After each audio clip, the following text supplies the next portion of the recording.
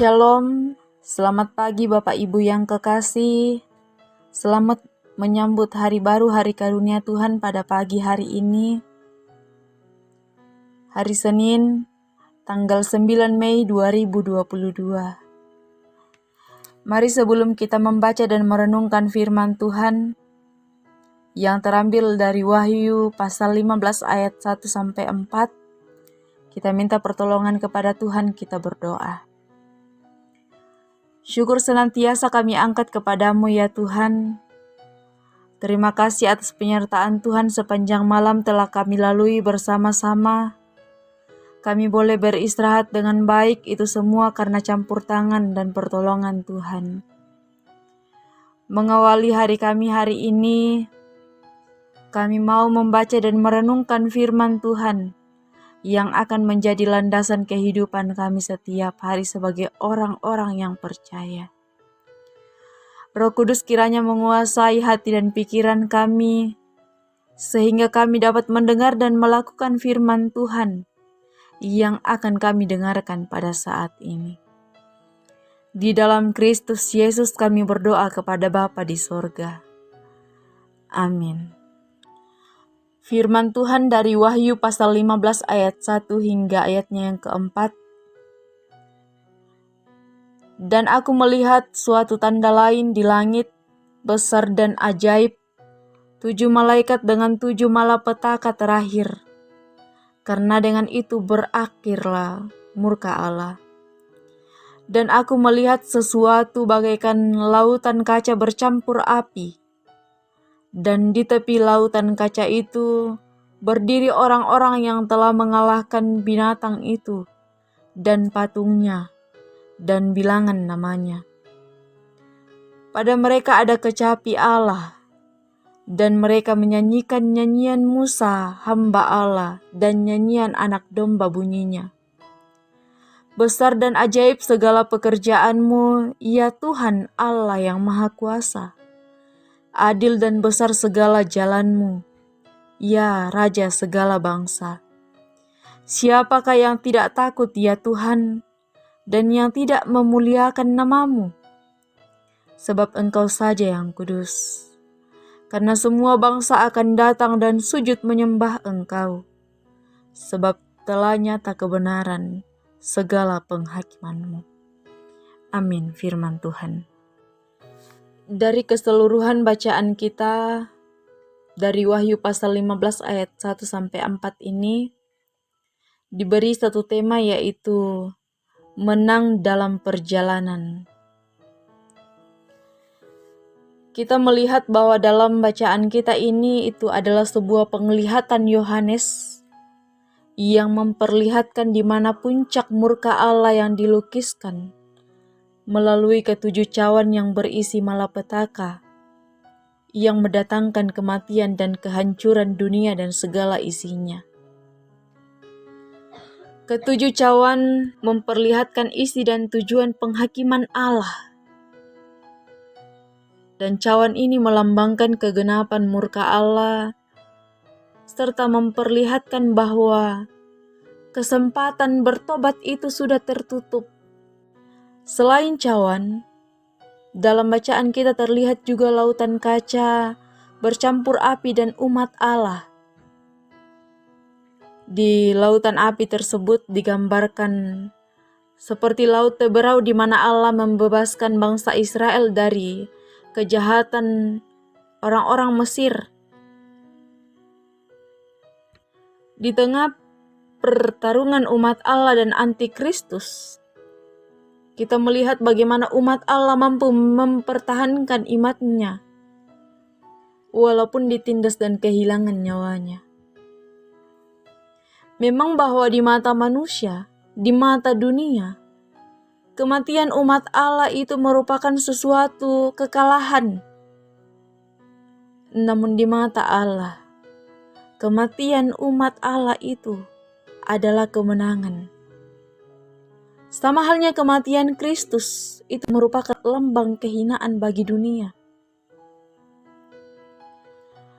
Namun di balik itu, kebangkitan Kristus adalah lambang kemenangan atas maut dan dunia ini.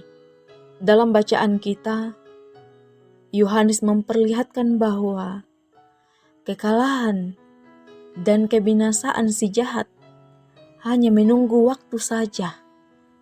Kemenangan besar sudah ada di depan mata bagi umat Allah, di depan mata bagi orang-orang yang percaya kepadanya. Umat Allah akan bergembira dan menyanyikan lagu kemenangan bagi Allah yang memenangkan umatnya. Dan lagu kemenangan ini memiliki dua makna dalam pembacaan kita, bahwa yang pertama itu memiliki makna tuntutan rasa keadilan umat Allah itu sudah terpenuhi. Yang kedua memiliki makna bahwa semua perjuangan umat Allah di dunia ini tidak sia-sia dan mendapatkan keuntungan yang sangat besar. Seperti Musa yang digambarkan dalam bacaan kita, di mana Musa menjadi alat oleh Tuhan untuk membebaskan bangsa Israel dari belenggu perbudakan. Demikian halnya umat Allah mendapatkan perhentian yang abadi, yaitu nanti di sorga yang mulia sesuai dengan janji Allah kepada umatnya. Kemenangan kita dalam Kristus Yesus patut kita rayakan, patut kita respon, karena kasih Allah begitu adil dan benar kepada kita sebagai orang-orang yang percaya. Bapak Ibu yang kekasih, dalam sebuah perjalanan kehidupan kita, tentu tidak semulus yang kita bayangkan. Tentu ada jatuh bangun mewarnai perjalanan kehidupan kita, termaksud kehidupan beriman kita kepada Kristus. Iman kita itu selalu mengalami pasang surut oleh karena berbagai tawaran-tawaran duniawi yang dapat mengoyahkan iman kita kepada Tuhan. Perjalanan kehidupan kita itu kadang-kadang kita ragu kepada Tuhan karena banyaknya penderitaan, banyaknya realita hidup yang kita alami itu tidak sesuai dengan kenyataan yang ada. Perjalanan kehidupan beriman kita itu diibaratkan sebuah pertandingan, bahwa siapa yang tetap setia, siapa yang tetap bertekun di dalam imannya, akan memperoleh kemenangan pada suatu saat nanti. Dan kemenangan itu bukanlah kemenangan yang biasa, tetapi kemenangan untuk memperoleh kehidupan yang kekal di dalam Kristus Yesus. Satu janji Allah kepada kita bahwa siapa yang setia kepadanya sampai pada kesudahannya akan menang dan memperoleh kehidupan yang kekal. Jadi mari Bapak Ibu, kita memegang janji Allah ini kepada kita. Dan mari kita terus berkarya di dalam hidup karunia Tuhan ini. Kita terus merespon kasih Allah ini dengan terus percaya dan bersandar kepadanya. Sekalipun kehidupan kita selalu merasakan penderitaan dan pergumulan hidup. Mari setia mempertahankan iman kita kepadanya, supaya dalam kehidupan kita ini, kehidupan saat ini, kita memperoleh kemenangan yang kekal di dalam Kristus Yesus. Amin. Kita berdoa. Bapa di sorga, Bapa pemilik kehidupan kami, bersyukur atas firman Tuhan yang boleh kami dengarkan pada saat ini. Ajar kami ya Tuhan untuk terus mengalami kasih Tuhan, merespon kasih Tuhan yang selalu ada bersama-sama dengan kami. Ajar kami Tuhan untuk terus menjalani kehidupan yang Tuhan boleh anugerahkan kepada kami dengan terus mengandalkan Tuhan. Kami percaya bahwa dengan iman di dalam Tuhan ada kemenangan.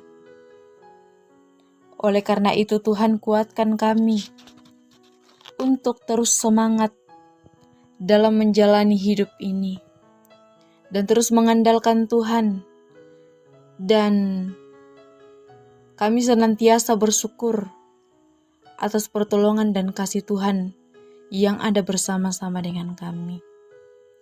Tuhan, Engkau mengenal setiap hati kami.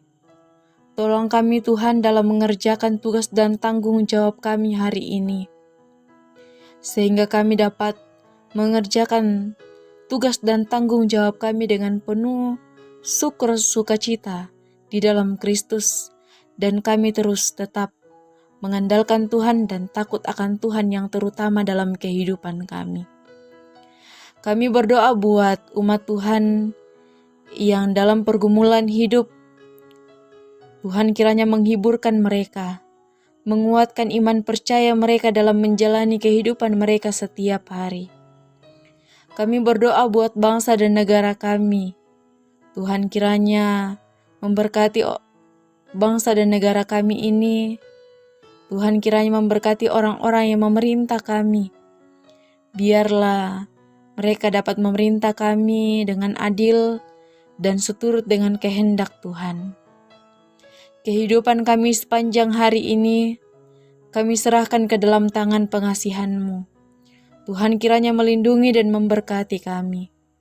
Di dalam Kristus Yesus kami berdoa kepada Bapa di sorga. Amin. Demikianlah renungan pagi kita pada pagi ini. Kiranya Tuhan memberkati Bapak Ibu dalam menjalani kehidupan hari ini.